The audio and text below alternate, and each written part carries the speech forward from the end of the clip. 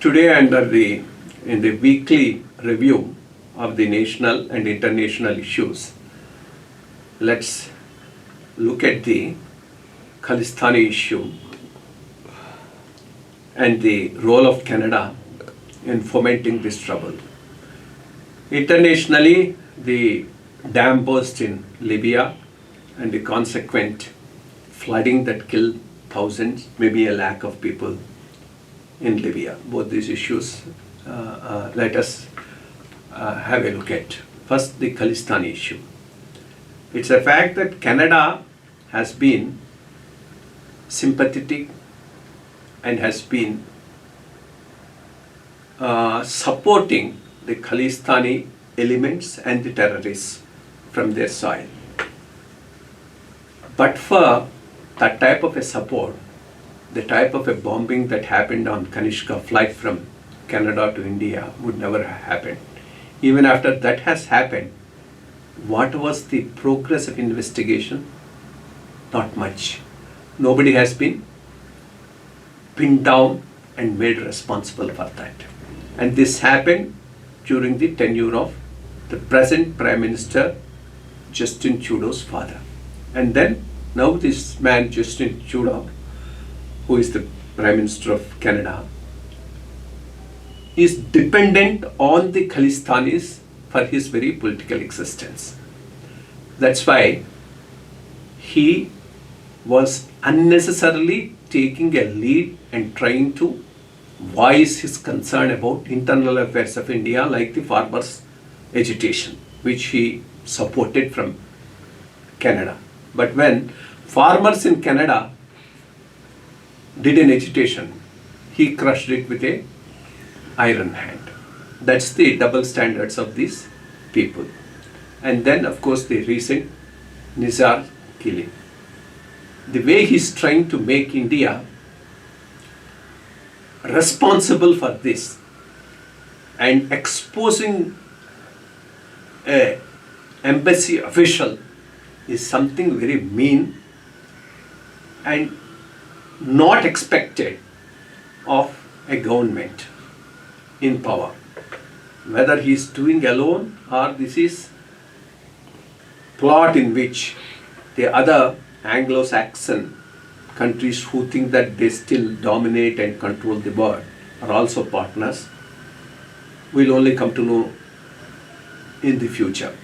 These are, of course, England, USA, Australia and Canada. All these four countries are all the time keep sharing intelligence, working in unison, whether it's the Ukraine war or whatever it is. One thing is a fact.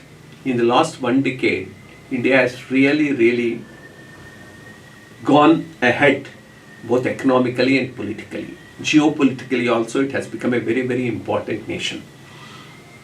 The way they have handled the Ukraine war, taken an independent stand, and still managed to survive without sanctions, speaks volumes about the way India is playing its role in the international affairs. The successful completion of the G20 recently in India and India becoming a voice for the global south is also a matter of concern for these countries who want to dominate the world. So I'll not be surprised if they are looking for some fault lines to weaken the country, and one of the fault lines they may be looking at is this Khalistan. Similarly, recently in The Economist, there was an article about the North-South divide. I mean, specifically, they can't talk of something good about India. They are looking for what are the fault lines on which they can play on. These articles don't come just like that as a matter of course. There's a deliberate design behind whatever they do. The Western press, the Western newspapers, and the Western governments. They play it up, then look for conspirators within the country to work with them. And we have lots of them. So people have to be careful, and very happy the way the government of India has responded. When Kanishka was bombed, what was our response? We didn't respond the way we should have. But now we are responding the way we should and telling him, this is where you stand, just get lost. I mean, even in case Nijar killing thing, What is that the Western world wants to tell? They can go ahead and kill Gaddafi, they can go ahead and change or be responsible for the killing of Allende in Chile and things like that. And then, when it is the issue of other countries, they keep on preaching. This is their double standard. We have to be watchful about our national integration, because the more and more we grow and more we become important internationally, these forces, along with their companions within the country, will try to foment internal troubles. This is exactly, I think, the design of Justin Trudeau when he's trying to foment these problems between Hindus and Sikhs in Canada, so that it can spill over into India and can become a problem. So I mean, we have to be careful and handle this properly and tactfully, so that we don't become a prey to their Machiavellian tactics. This, I think, is an important issue as far as this Khalistan thing that is going on in Canada. Then we consider an important incident that happened internationally during this week. That was the bursting of dam in Libya and consequent flooding and killing of almost all, maybe a lakh of people or more than that, because the whole city got washed away with huge flooding. How did it happen? There are two reasons. One is the climate change. Climate change is there, and there's no way we can escape from that. All that we have to do is to mitigate that. And it does not spare any country in particular. I mean, the developed countries as well as the less developed countries, both are equally vulnerable. But only thing is, when preparing for it or taking action after the incident, naturally the countries with better infrastructure, better wealth, have a much better response to the natural disasters compared to countries which are less endowed. But more importantly, this climate change, the emission of the unhealthy gases like the carbon dioxide and others, how do we prevent it? The Western world wants to impose it in such a way that it does not in any way interfere with their standards of living, and the price for that has to be borne by the less developed countries. This is ridiculous. Any day, if you want to contain climate change and reduce the emissions, that can only happen with a lifestyle which is more contented, less materialistic. Unless that attitude is there across the globe, these other remedies like sequencing of CO2 or better technology can only have a marginal impact but not a major impact. Otherwise, the world is doomed to suffer like this. With reference to Libya, the issue has become a double problem for them. One is the climate change, because of which that, like it is happening anywhere in the world, that Daniel storm, cyclone, after drenching Greece and other countries, came to Libya. Here they were ill prepared for it. The dam burst, and because of the dam burst, people have died. And why did it happen? Because of lack of maintenance. And for that, because there is no governance as far as Libya is concerned. And for that also, again, the NATO and the Western world is responsible. To get a proper view of this, we have to go a little back in history. In the 60s, the whole Arab world, there is one charismatic leader, Gamal Nasser from Egypt.